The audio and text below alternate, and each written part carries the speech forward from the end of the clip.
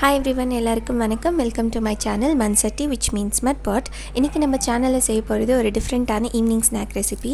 இது வந்துட்டு வெளியில் ரொம்ப கிறிஸ்பியாகவும் உள்ள ரொம்ப சாஃப்டாகவும் இருக்கும். அதே டைமில் ரொம்ப ரொம்ப டேஸ்டியாக இருக்கும். டிஃப்ரெண்ட்டான ஒரு ரெசிபி வீட்டில் ட்ரை பண்ணி பாருங்கள். இது இப்போ எப்படி செய்கிறதுன்னு பார்க்கலாம். நான் இந்த ரெசிபி செய்கிறதுக்காக 1 கப் அளவுக்கு ஒயிட் சன்னா எடுத்து நான் வந்துட்டு ஒரு 2 ஹவர் ஊற வச்சுருக்கேன். யூஸ்வலாக சன்னா வந்துட்டு ஊறுறதுக்கு ரொம்ப டைம் எடுக்கும். ஒரு 5 to 6 ஹவர்ஸே டைம் எடுக்கும். நீங்கள் சீக்கிரமாக ஊறணும்னு நினச்சிங்கன்னா நீங்கள் வந்துட்டு வார்ம் வாட்டரில் ஊற வைங்க. நாட் ஹாட் வாட்டர், பாய்லிங் வாட்டரில் கொதிக்கிற தண்ணியில் போடக்கூடாது. லூக் வார்ம் வாட்டர் இருக்கும்ல, கொஞ்சம் சூடாக இருக்கும். அந்த தண்ணியில் போட்டிங்கன்னா இது வந்துட்டு ஒரு 2 ஹவர்ஸ்க்குள்ளே நல்லா ஊறிடும். இந்த ரெசிபிக்கு வந்துட்டு சன்னா நல்லா ஊறினா மட்டும்தான் கரெக்டாக வரும். இப்போ வந்துட்டு நம்ம இதை தண்ணி வடிகட்டிட்டு ஒரு ஜாரில் சேர்த்துக்கலாம். பாருங்கள், சன்னா வந்துட்டு நம்ம ஜாரில் சேர்த்தாச்சு. அது கூட நம்ம ஒரு 7 cloves ஆஃப் கார்லிக் ஆட் பண்ணிக்கலாம். கார்லிக் கொஞ்சம் நிறைய ஆட் பண்ணிங்கன்னா டேஸ்ட் வந்துட்டு நல்லா இருக்கும். அது கூடவே இஞ்சி ஒரு 1 டீஸ்பூன் அளவுக்கு எடுத்துக்கோங்க. இப்போ இதை வந்துட்டு நம்ம தரியாக அரைச்சி எடுத்துக்கணும். ரொம்ப ஃபைன் பேஸ்ட் ஆகிடக்கூடாது. அப்போ வந்துட்டு நம்மளுக்கு அவுட்டரில் கிறிஸ்பியாக வராது. ஸோ கொஞ்சம் தரியாக அரைச்சி எடுத்துக்கோங்க. பாருங்கள், அரைச்சி எடுத்தாச்சு. இந்த மாதிரி அரைக்கணும். நீங்கள் நம்ம இந்த வடைக்கெல்லாம் அரைப்போம் இல்லையா, அந்த மாதிரி அரைச்சி எடுத்துக்கோங்க. இதை வந்துட்டு நம்ம ஒரு மிக்சிங் பவுலுக்கு ஆட் பண்ணிக்கலாம். அது கூடவே நம்ம ஒரு 1/4 கப் அளவுக்கு குட்டி குட்டியாக கட் பண்ண ஆனியன் ஆட் பண்ணிக்கலாம். 3 பச்சை மிளகா நான் அதையும் ஃபைனாக கட் பண்ணி வச்சுருக்கேன், அதையும் ஆட் பண்ணிக்கலாம். கொஞ்சமாக கருவேப்பிலை கட் பண்ணி கூட சேர்க்கலாம், இல்லை அப்படியே கூட சேர்க்கலாம். 1 டீஸ்பூன் அளவுக்கு குட்டி குட்டியாக கட் பண்ண கொரியாண்டர் லீவ்ஸ் ஆட் பண்ணிக்கோங்க. அது கூடவே ஒரு 1/2 கப் அளவுக்கு நான் வெந்தயக்கீரை ஆட் பண்ணுறேன். வெந்தயக்கீரை ஆட் பண்ணிங்கன்னா ரொம்ப டேஸ்டியாக இருக்கும் இந்த ரெசிபி, அதால் தான் நான் ஆட் பண்ணுறேன். இன்கேஸ் உங்ககிட்ட வெந்தயக்கீரை இல்லை கிடைக்கலன்னீங்கன்னா நீங்கள் வந்துட்டு இந்த ஸ்டெப்பை வந்துட்டு ஸ்கிப் பண்ணிக்கோங்க. இந்த ரெசிபிக்கு தேவையான அளவுக்கு உப்பு.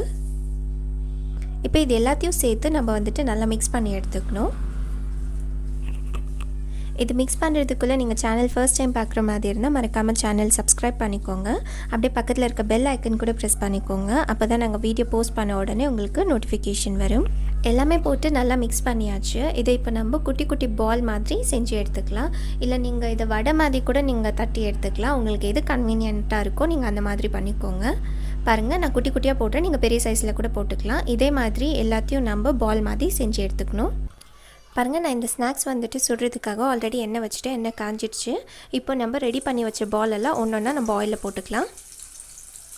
ஆயில் வந்துட்டு ரொம்ப காய விட்டுறாதீங்க. ரொம்ப காஞ்சிடுச்சுன்னா வெளியில் வந்துட்டு தீஞ்சிடும், அது உள்ளே வந்துட்டு வேகாது.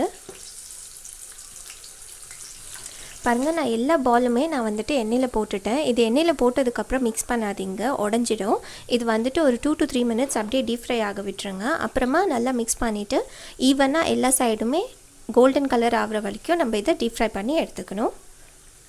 டோட்டலாக இது வந்துட்டு ஒரு 4 to 5 minutes டைம் எடுக்கும் நல்லா டீப் ஃப்ரை ஆகிறதுக்கு.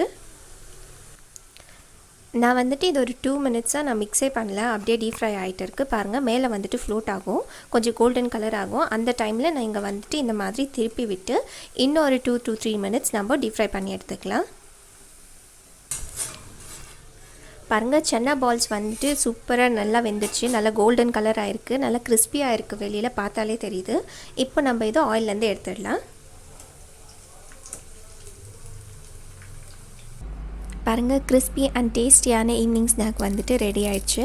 இது ஒரு யூனிக்கான ரெசிபி, கண்டிப்பாக வீட்டில் ட்ரை பண்ணி பாருங்கள், உங்கள் எல்லாருக்கும் ரொம்ப பிடிக்கும். வேறு ஒரு ரெசிபியோட பார்க்கலாம். Until then take care.